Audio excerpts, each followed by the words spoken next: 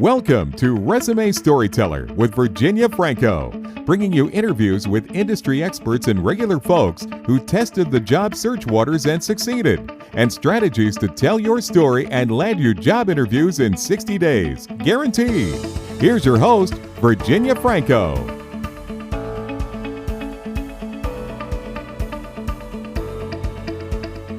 Hello, I am delighted to have with me today talent acquisition and career facilitator Elena. She's the founder of the Netherlands-based Melly Consulting and provides hands-on guidance to struggling job seekers, and she also supports professionals in their career development path. Her strategies and expertise come from a 20-year career working in B2B and B2C companies in strategic leadership, coaching and HR roles, and more than 10 years spent living abroad. She is committed to giving clients a practical approach to navigating today's job market and, jumping into new career paths. So, Elena, thank you so much and welcome. Thank you so much, Virginia, and glad to be here with you today. So we met on LinkedIn, which I love that platform because just through a quick conversation, I reached out to Elena, and I was just so intrigued by all of her work abroad, since a lot of people who listen to this are interested in doing, expat and then repatriation assignments. I'd love to know a little bit about how you came to be in this role, what you're doing now.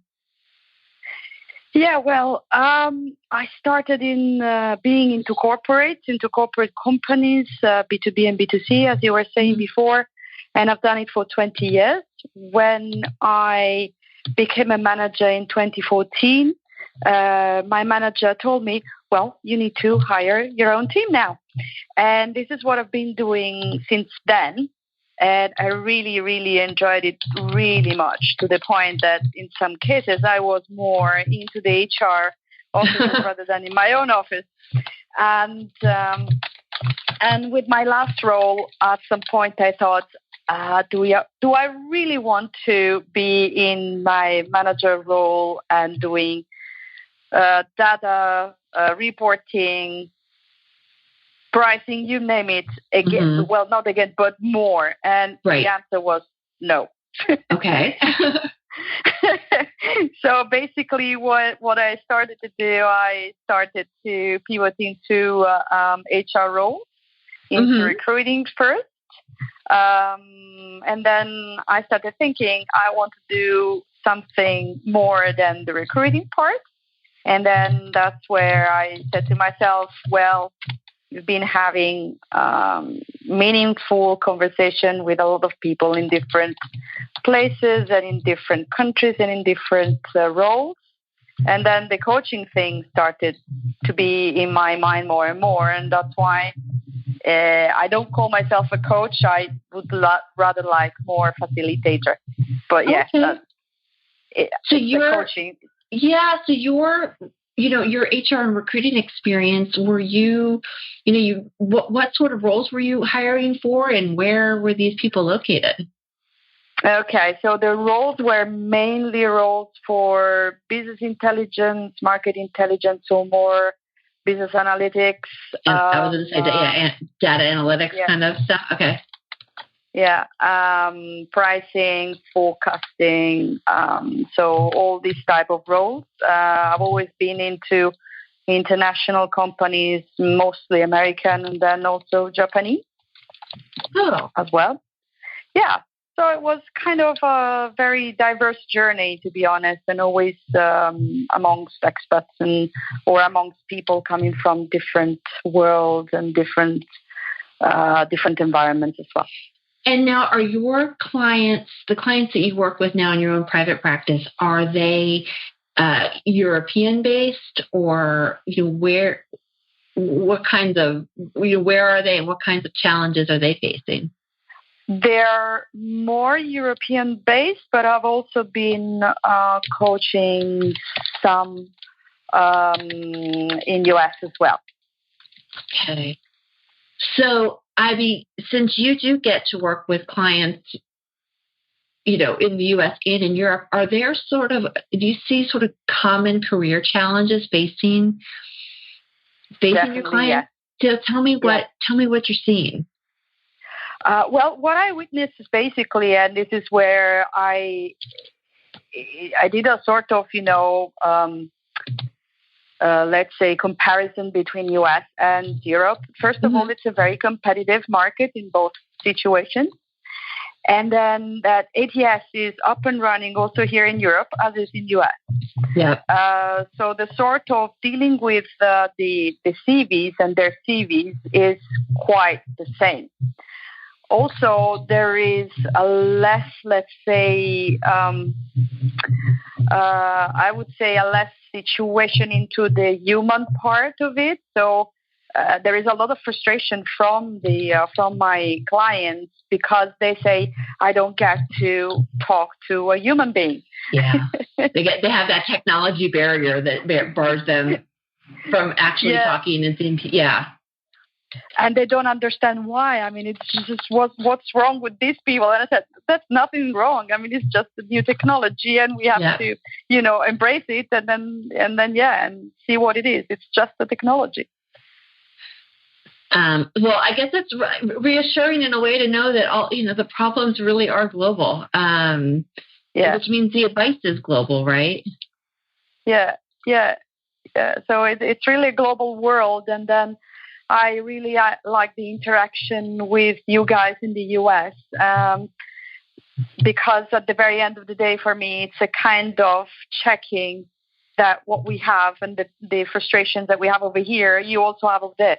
So it's a little bit, encouraging, frustrating and encouraging. Yeah, but we're all in this together. And what I find helpful is if you're in Europe and you're trying to target work in the US or vice versa, the same strategies are going to be successful. Yeah. So what do you find that your clients are most surprised by? Given given these challenges. Yeah, well, the fact that they don't have to put a picture on the resume unless they're working in an industry where it's really, really requested. And they were like, but then they will not know me. I said, are you on LinkedIn? Yes. Did you put a picture on LinkedIn? Yes. Then they will know you. They will know exactly who you are. What industries do you find that pictures are needed? Because you're right, in the US, you're not allowed because there's a concern that it will foster discrimination. Yeah, and this is what I'm trying to tell them as much as they can. I mean, if you don't want to be biased in any way, don't put a picture. I would say the TV industry. So that's one. Oh, sure. Also, the HoReCa industry. So if you're applying in a hotel or if you're applying for a restaurant and everything which has to do with like hospitality. People. Yeah, exactly. Hospitality. Then maybe a picture is more convenient to have on your CV. But otherwise, don't. It's just waste of space. So if I'm in the U.S. and I want to target working for, I'm just trying to think like Marriott Corporation. Because they're a U.S.-based company, do you recommend taking the picture off, even though you might be trying to target a role in, in Amsterdam or, in Paris, some city over there? Yeah, definitely, yeah. Okay, so sort of follow where the company is headquartered and follow the procedures from there. Yeah. Even if the company is American or whatever. And I would imagine the same applies I have seen CVs, European CVs, where they include the date of birth as well. Yeah.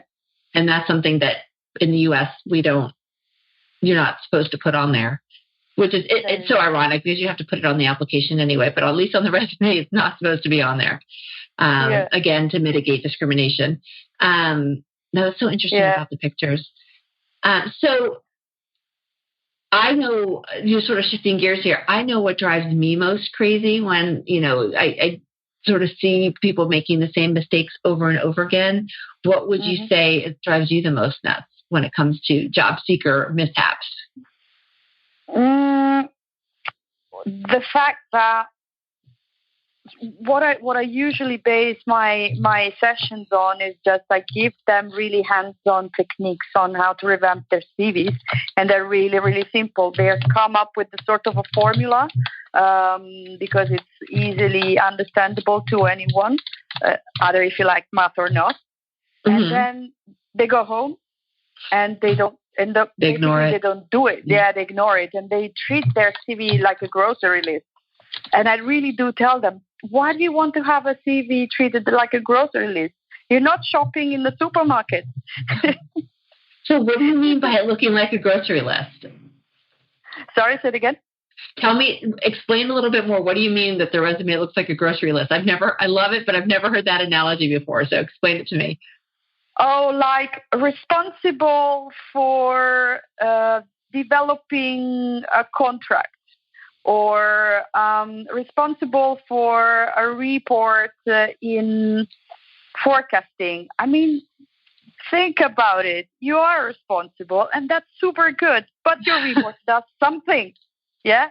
What is the accomplishment of that? Yeah. And then so I tell them, okay, forget the responsible, go into Google any type of synonym about responsible, and put a different word, and put it into context. So what I tell them is that don't tell, show.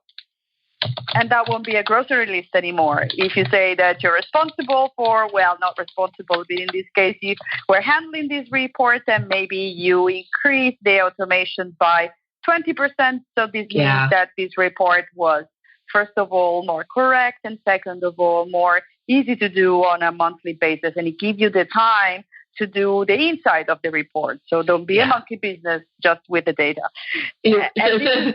That makes perfect sense. Yeah, showing the results versus what you do day in and day out.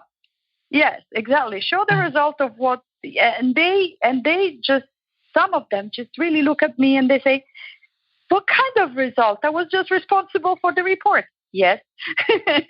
Think again. And that's the frustration. And, it's a sort of a loop. And then I start making more. In that case, I start making more examples. Right. No, and it's hard to sort of think through the impact of what you do, but that's what they want to see. So I imagine when you see a CV where the word responsible for is on there, you go crazy. Sounds like that. It's what drives you the most nuts. Yeah, it's a lot. Oh my God, the grocery list again. That's so funny. Oh, I like that. I like calling it. I might borrow that. I like the name, the grocery list term. How is the approach different if your heart's not in it versus I don't like my manager? Well, if it's a situation of I don't like my manager, then the answer is start to look for another job. Yeah, right. It might be the easy one, but still, or try to change your manager in a way that you try to change a department if you don't want to lose that job. I mean, there are some actions that you can do. If it's a career move, then the first thing to do is try to talk to the people who are already doing that type of job, and see if what are the struggles, what they're happy about, and then see what you need to do in order to bridge from your current career to the new career move. It's not easy, and you need to make a plan. You need to have a good plan outlined. You need to know what your niche is. It's going to be, there are some countries, and in the Netherlands where I'm in right now, it's quite often that they work in silos. So the first reactions might be, you want to do what? You're applying for this job, but you have no experience. So the no experience is something that here is very, very, something that they really care about. If you know coming from that specific environment, but from a different one, then, and you have no experience in that, or even if you have a little bit of experience in that, then that might be a little bit tricky. Yeah, I would say in the U.S., those big career changes without experience, it's definitely more work, and you have to bypass applying online. But when you have the right documents and you make the right case showing how your experience is transferable, there are people that are willing to take a risk on you. It's not easy. No. It sounds like it might be even harder though in Europe to do that. A bit, yeah. And I really like your point about asking yourself why are you moving? Because if you're tired of your manager, then maybe you don't need to do a whole career change. Maybe it's just doing the same role, but in a different company where there's a different kind of a culture. So really doing some deep searching, investigating is wise. So what about that person? And this is what I get, people that they didn't come to me before they were getting started on their job search. And now they came to me and said, I've been trying and things aren't going well. How do you recommend they figure out what's going wrong and to proceed forward? Well, the first thing is your resume compliant with the latest job market requests, basically. Okay. So that's the first thing. And then if that's the case, and also they have a killer LinkedIn headline and a very nice cover letter, then you need to go one level deeper and see, okay, you need to go into the networking strategy, and it doesn't have to be just going into events, because there are some people who are not that social in order to go to these social events, but you need to reach out to the companies that you would like to apply for in a different way. Engage with your job seeker peers as well and see if they have the same struggles. Maybe sometimes they do have different ideas. And if it still does not work, just seek the advice of a professional. Yeah. So still there are some, And what I'm hearing, you have to have the right career marketing collateral. You're right, resume, LinkedIn, cover letter. But that's just part of the equation, the networking piece. It's hard to do. What I hear you saying is it's hard to do this by yourself. You do need to have others to talk to bounce ideas off of, support each other. And if you can't find people to help you with that for free, then you might have to, work with a professional to guide you on this. But it's like either way, don't do this alone. No, exactly, because it's a lot frustrating. It is. Yeah, it's hard, especially if you go through the online application and then you have a nice email saying, "Oh, thank you very much for applying," and then maybe on a Saturday at 10 o'clock p.m. you receive another email saying, "Oh, well, we've got somebody else's with a better resume or more keen to the role," and it's Saturday 10 p.m. and who's sending me this again? Yeah. How are they at work? Right, and then sometimes you don't even hear at all. It goes. You apply and then you hear nothing. It's just as bad. Oh, that's a different story. That's a different story. You're right. So the next question I want to ask you, something that I face all the time working with people that want a new job, but they are eager to sort of explore everything. They have lots of different kinds of skills and could really go in a number of different directions. What advice do you give them in terms of getting started on their job search? If you're going into different directions, I would say, are you really going in different directions? Meaning that it is something that it cannot be in 2 different ways or 3 different ways. I mean, it can be in terms of industry. For example, if you are head of finance, it does not really matter if you work for a company who deals in diamonds or if that company sells bananas.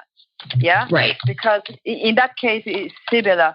But you cannot really be an expert in, data mining and then also an expert in quality. Right. Because right. Sort of that the job function that's where it is tough. Yeah. Yeah. So I do see people, especially postgraduates, that they have this, what I call the soup resume or the soup CV. So they put everything in there because they say, I don't want to miss a chance. And they have a little bit of, anxiety. And then I said, what do you really want? Who do you want to become? Yeah, that's a tough question. By the way, it's not even mine. It's from Epictetus. Okay. But it is really, who do you want to become? I will share with you something that somebody said to me a while ago. This person told me, if I look it up in your CV on LinkedIn right away, will it show me the path to the job that you would like to have?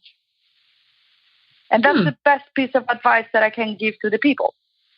Is it showing me the path? Is your CV showing the path? And who do you want to become? It doesn't matter at this point if you need to have a career change or it is the same job. But if you do have a dual situation or a triple thinking in three different directions, just choose the one that you really like the most. And then you're right, because then the experience or your background has to show how that is a linear path versus unorganized. You're right. People, it's certainly people that are right out of university because they sometimes what they study is not aligned with what they want to do next. But people are afraid to limit their options. So let me just put everything on there. But people, when we are reading, we want to understand right away how this makes sense. Because people don't take the time. I do feel, I've been writing resumes for 30 years, 25 years. And back then you could sort of put a little bit of everything. I felt like people spent a little bit more time on them than they do now. So maybe that's why things got to be more targeted now, because the attention span is so much less. I don't know. Yeah.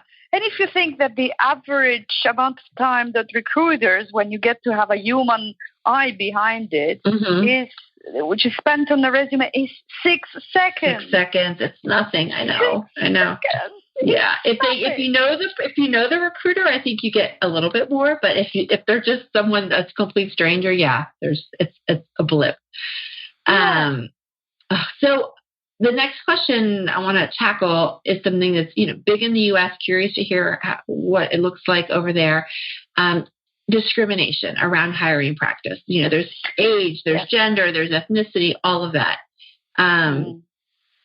Is that something that your clients face, and how do you advise them? Yeah, a lot. Here in the Netherlands, you cannot ask the age, even on your interview, and that's why I usually say do not put the age in your resume. They will do the math anyway between when you graduate and when you started working and how many years you worked. So they will do it anyway, but don't put the age there. In some cases, the ethnicity is a kind of bias, and they need to be aware. Yeah, they need to be aware. In some cases, I also had clients who changed their name into more, let's say, easy names, because that would have been more. They would have more chances. There was just a big conversation on Twitter like 3 days ago where a recruiter was talking about that he was advising people to change their name to make them more Western sounding to try to get more interviews. And he was curious, he was just trying to gain people's opinions on that. Is that something that you have advised people to do, to sort of Westernize their name? In some cases, not all the cases. Then it really depends. It really goes down to the human part of it. Yeah. You really need to ask yourself as a recruiter. You need to be, first of all, be aware of your biases, because everyone has it, even if we don't want them, but it's human. So I really try to put on my objective cap and get rid of the biases. And to me, it's just like, can the candidate do the job? Can they fit within the team? Can they fit within the company? And for me, even if sometimes I do not click with the candidate, which is natural, you don't have to like everyone. It's you need to remember that you're serving the company and the candidate, not yourself. Yeah. At the very end of the day. Well, and I've not had clients need to change their names, but okay. I do try to do whatever I can in terms of creating the resume for them or the LinkedIn language for them that focuses on the what you're talking about, the candidate fit, it just sort of makes the other stuff more compelling so that the reader doesn't start going down I call it a rabbit hole of saying, well, I wonder how old this person is. So I don't put dates on university, and I only put dates to the last 15 years. I'll include the earlier experience, but I don't put dates to it to try to minimize that a little bit. Yeah. Is that something that works over there? Do you know? Yes. What I usually say to clients who do have a lot of experience, something like 35-year experience, just scratch out some of them. Yeah, minimum. Yeah, I mean, If the talent acquisition team or the hiring manager will go and have a look at your LinkedIn, they will see who you are anyway. That's exactly right. They're going to look at your picture. They're going to know all of that. If not even Facebook or something else. Right. You're right. No, it's true. It's true. And I also go back to, well, do you want to work for a company where that kind of bias goes on? Exactly. In which case, show them, make sure your LinkedIn shows make sure to have a picture on your LinkedIn. Call it out so that they see it. Yeah. Talking about being aware of our biases. Some people, it's not realistic. Everyone has biases. I think all we can do is try our best to be, as you said, put on your objective cap. Yeah. And be aware of them. I agree. So shifting gears a little bit. Let's say someone comes to you and says, okay, Elena, I've got 5 minutes with you. What are 2 things that I absolutely need to go ahead and start job hunting? What would you say? In terms of platforms or places or anything? Yeah. What are 2 things that a person absolutely needs to successfully land a job today? Okay, no grocery list. That's the first thing. Be consistent.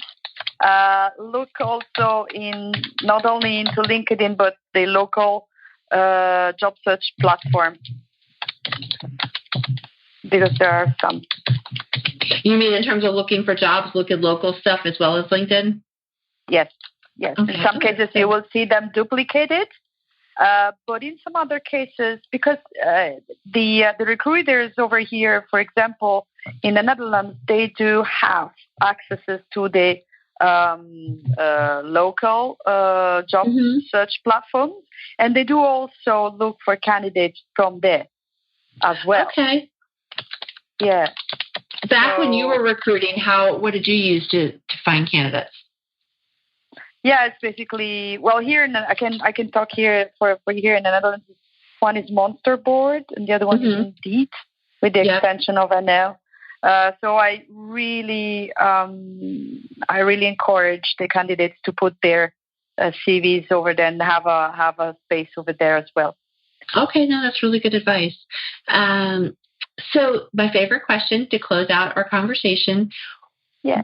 You have a thriving practice. What is next for you? I'm looking forward to expand this consultancy agency, taking on one side more on board more job seekers and professionals who are struggling with their careers. So it's just not the job seekers, but also the career development path I'd like to explore, and I'm eager to collaborate with companies in terms of coaching mostly and recruiting. Yeah, so this is what's in for me for at least the next 6 months. That's exciting, but it'll keep you understanding what it's like on both sides of the hiring table. Yeah. To me, it's crucial to have a good, let's say, overview on what's going on from the hiring perspective. And then never stop looking for new ways to revamp your resume and revamp your CV. I love that. Well, Elena, thank you so much for joining me, and it was an absolute pleasure. I learned several new things. And thank you for sharing what it's like recruiting and job searching in the Netherlands. Because while there are some similarities, there's some differences, and I think that's important for people to understand. Yeah, thank you for having me, Virginia. It was really a pleasure to talk to you. Thank you. You've been listening to Resume Storyteller with Virginia Franco.